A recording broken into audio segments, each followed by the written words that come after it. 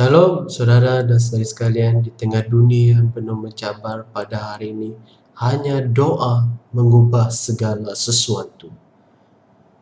Saat keadaan sekelilingku ada di luar kemampuanku, ku berdiam diri mencarimu. Doa mengubah segala sesuatu. Saat kenyataan di depanku mengecewakan perasaanku, ku menutup mata memandangmu, sebab doa mengubah segala sesuatu. Doa orang benar bila didoakan dengan yakin besar kuasanya, dan tiap doa yang lahir dari iman berkuasa menyelamatkan, seperti mata air di tanganmu mengalir kemanapun kau mau. Tiada yang mustahil di matamu. Doa mengubah segala sesuatu.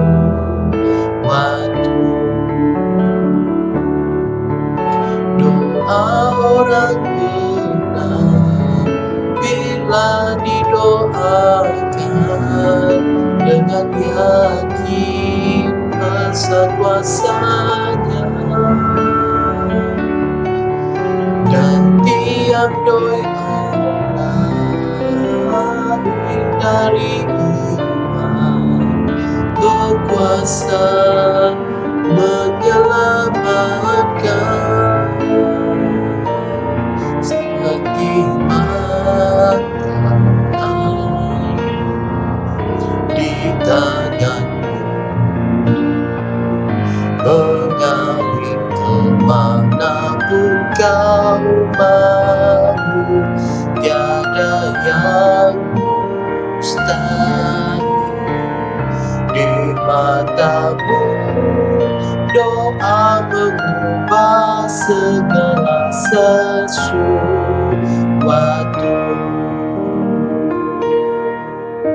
Doa mengubah segala sesuatu. Doa mengubah segala sesuatu. Karena iman, maka Musa, setelah ia lahir, disembunyikan selama 3 bulan oleh orang tuanya. Karena mereka melihat bahwa anak itu elok rupanya, dan mereka tidak takut akan perintah raja. Karena iman, maka Musa, setelah dewasa, menolak disebut anak putri Firaun. Karena ia lebih suka menderita sengsara dengan umat Allah daripada untuk sementara menikmati kesenangan dari dosa.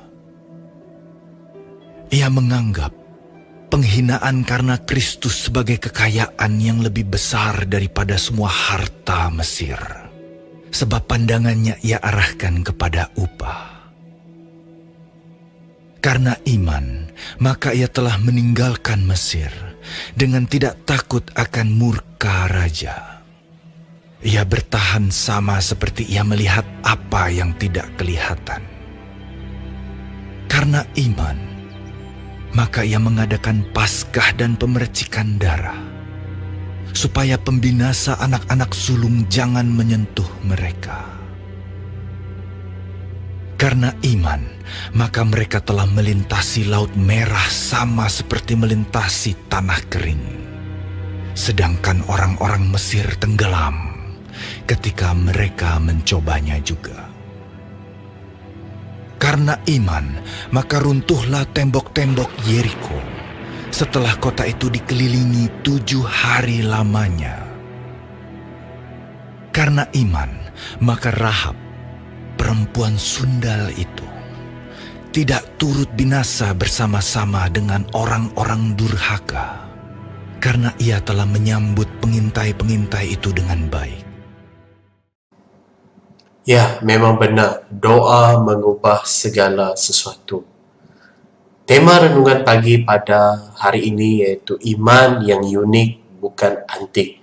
Tema renungan pada pagi ini yaitu iman yang unik bukan antik. Diambil dari surah Ibrani bab yang ke-11 ayat yang ke-23 hingga ayat yang ke-31. Ibrani pasal 11 ayat yang ke-23 hingga ayat yang ke-31.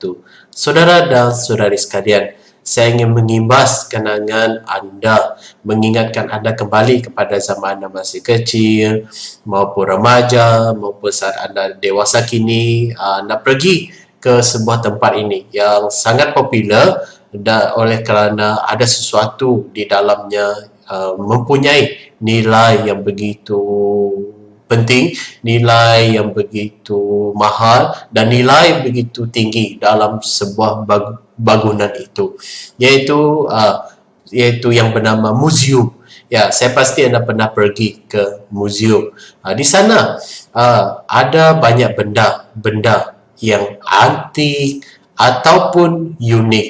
Jadi kalau dari segi barang itu antik, pastilah itu merujuk kepada benda-benda yang tradisional, benda-benda yang kuno, yang lama begitu, yang begitu berharga. Jadi itu merupakan kata antik untuk merujuk kepada sesuatu barang yang begitu lama, begitu kuno. Namun kata unik di sini mengacu kepada barang yang memiliki nilai yang lebih tinggi, nilai yang lebih bagus, nilai yang lebih baik, membezakan daripada benda yang lain. Maksudnya di sini, unik ini lebih bernilai daripada barang yang antik ataupun lebih lagi di sini kekuatan nilainya.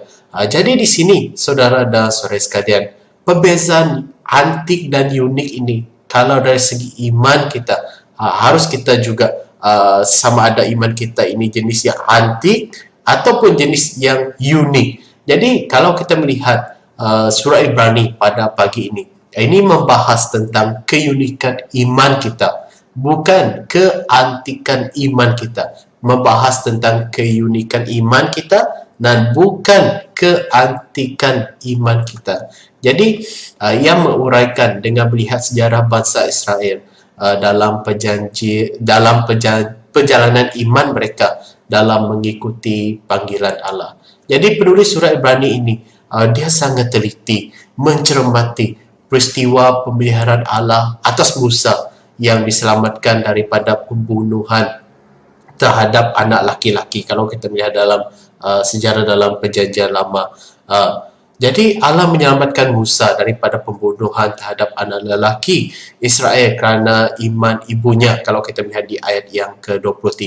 Dan apabila kita ingat tentang tulah terakhir atas bangsa Israel, iaitu adalah kematian anak sulung mereka. Kita lihat dalam Keluaran bab yang ke-12. Dan kemudian iman Musa meninggalkan Mesir dan mengikuti perintah Tuhan sehingga bangsa Israel dapat melewati Laut Merah dengan selamat. Kita boleh melihat ayat yang ke-24 hingga ayat yang ke-29. Jadi iman itulah yang dijadikan teladan oleh bangsa Israel. Keunikan iman Musa ini, iman itulah yang dijadikan teladan oleh bangsa Israel ketika Allah memimpin mereka dalam merobohkan tembok Yeriko dan mentaubatkan Rahab. Dalam prosesnya kita melihat ayat yang ke-30 hingga ayat yang ke-31. Jadi bagaimana iman itu menjadi iman yang unik, bukan antik, menjadi iman yang unik. Pertama, kerana imannya orang dapat melihat nilai kekekalan, dan nilai itu menjadi prinsip hidupnya. Dan yang kedua, iman menjadikan Kristus sebagai harta yang melampaui segala-galanya. Pada hari ini, adakah iman kita menjadikan Kristus itu sebagai sesuatu yang bernilai? Adakah kita menganggap Yesus Kristus dalam hidup kita pada hari ini sangat bernilai, ataupun biasa-biasa saja, sehingga kita mempelekehkan anugerah Tuhan terhadap kita pada hari ini? Dan yang ketiga, iman membuahkan tindakan yang seturut dengan firman Allah.